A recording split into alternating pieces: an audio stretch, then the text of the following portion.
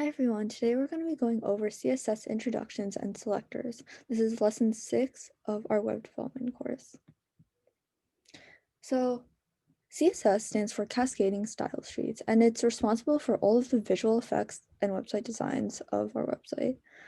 We usually use external CSS files, and they have this .css file extension. And you can link these CSS files into your HTML file to render nice web pages. So to add CSS to HTML, we can use it in 3 different ways. So there's inline, which is adding style to HTML elements. There's internal, which is using the style tag within the HTML file. And there's external, which is creating an external CSS file to store all of the CSS. Usually we do our external CSS file, but the first 2 are also options in case it is really necessary to do so. So what are selectors? This is pretty much the basic fundamentals of CSS. Selectors are made up of a declaration, or first we have our selector. So here it is selecting all the p tags in our document or all the paragraphs. Then there's a declaration, which consists of the property on the left side and the value on the right. So for example, our font size, so the size of all of the text of our paragraph is going to be 14 pixels. And another property is color, and that's going to equal red because it's going to look red. And if you open up your browser and type this in, what will appear is a red paragraph with a font size of 14. So that's pretty much CSS, or some CSS properties that you can use. Now let's link to CSS. So first you can create a new folder for just CSS so that we can have 3 folders, which is one HTML folder for our HTML file, another one which has all of our CSS, which is our CSS folder, and images for any media or images that we have. So now that we've created a new file, let's name it a new folder. Let's create a new file called style.css, and let's put that inside of our CSS folder. So in the HTML file, we can add this line to link our CSS. So you would use, so this would be in the head tag, right?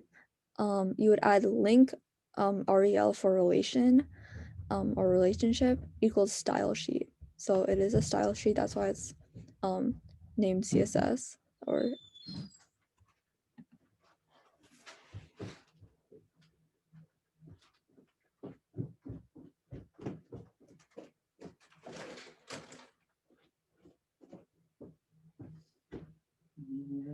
no, can you go?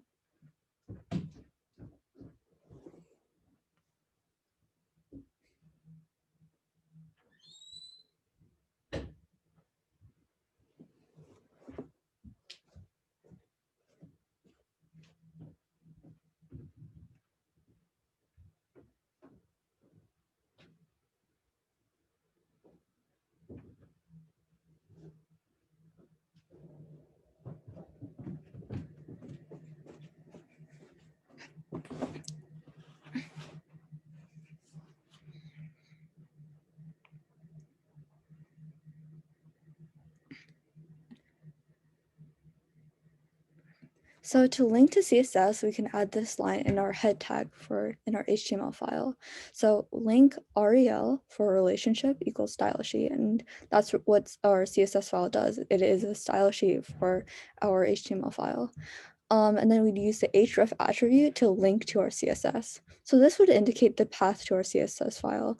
We would use the dot and then the front slash to get out of our HTML folder, and then the CSS and then a backslash or a front slash to go into our CSS file. And then we can type in style.css, which is what our CSS file is called. So a type selector is the name of the element, and it targets every element of that type on the page. So for example, we can select all of the p tags on the page and then give it the color red and a font size of 14. So over here, the font size is 14 pixels and the color is red. So you can see all the paragraph tags are red with a font size of 14. So descendant selectors are a little bit different. What if we only want to select the paragraph element inside of a header? You can specify that it is inside of the header section. So not only do you write P, but you also put the word header to indicate only the ones that is the header, or only the paragraphs that are in the header is going to have this styling.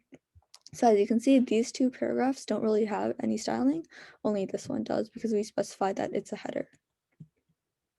Class selectors. So we can add an attribute to our div, span, or any other tag to style our web page. So let's say we had 3 middle paragraphs and we only want to style the middle one. We can't use send it or type selectors because it would target all of the paragraphs, right? We only want it to target our middle one. So we would have to specify, we would have to use a class to specify that we only want it styling for a certain paragraph. So as you can see, we added a class which is highlight to our middle paragraph. Now we can specify the color should be yellow. And when referring to a class, we can add a period followed by the class name. So dot and then highlight, and we change the background color to yellow. So if you want to change the background color of our text, we would just change it to yellow as shown here. Div and span. So in HTML, we can use a div tag to style certain elements. And this is a block level element, which means it starts on a new line and it takes up the whole width of the screen. The span element is used in a similar way, but can only style parts of text, and it's an inline element, which starts at the same line and it only takes up as much width as it needs. So let's take a look at our code. We assign the class light to the span element, giving a light gray background. It only highlights the word span. So as you can see, this is an example of a span of the use of the span tag. It only highlights part of the sentence. While let's look at our div tag. The div tag creates a dark gray background and the color extends until the end of the screen. And that's because it will take the full width of the screen and it's a block level element. So this is a block level element because it'll take up the whole width of the screen, whilst the span tag is only taking up part. So it's an inline element. And it's used as shown here. Inline CSS. So you can add styling to each HTML attribute by adding the style attribute as shown. So color, and then the colon for red, and then font family, cursive. So you would use a style attribute next to your p tag. So if you type the word lorem and then a number and press enter, it'll give you like that number of words of filler text. So lorem 50 would produce 50 words of filler text. So in case you really don't know what to, or you need some temporary paragraphs, that it really helps. So yeah. Internal CSS. So we can add the style tag into our head section of our HTML file and add our selectors inside. So don't worry about what selectors are yet. But over here, we use .p1 and then we would add in our selector here. So this is one way that you can like link to CSS. So we don't usually use internal or inline CSS. We usually use external CSS files, because it's a lot better in terms of organization. And if you have multiple HTML files that uses the same styling, you can link to the same CSS file. It's easy to update and maintain, and everything is in one place. So external CSS files are the way to go. We suggest using internal or inline CSS when it's absolutely necessary and you really don't need a lot of styling. So in the future, we're only going to be using external CSS. So here's some practice for you guys. If you wanted to practice linking to CSS using our external CSS and creating divs, spans, etc. This is really good practice. The box model. So every element on a web page is essentially a box, and this is a crucial idea in CSS. CSS allows you to manipulate and decorate these boxes in order to create a cohesive web page. So let's learn about some of the features of this box model, which include padding, border, and margin. First, I created two div classes or div tags with box1 and box2. The output is what we've seen many times in the past. So div class equals box/1 and then box1. So we created box 1 here, and then div class equals box 2, that would create box 2. Or, well, it's written box 1, box 2 here, so that's what would be output. Go ahead and give the first box a light blue background color. So background color equals, or colon, and then light blue. So what if we add the padding property to our first box? Now their content sits 40 pixels from the left, top, and bottom. So padding, and then a colon, 40 pixels, that would give you 40 pixels from each of the sides. Technically, there would be 40 pixels from the right, but we don't really see that because the text is only like on the left. And so we use padding to create space inside of our box between the first word and the edge of our box. And remember to use pixels, otherwise it won't work. So box model border. So how can we add an outline around our box? So we can do that by adding the border property.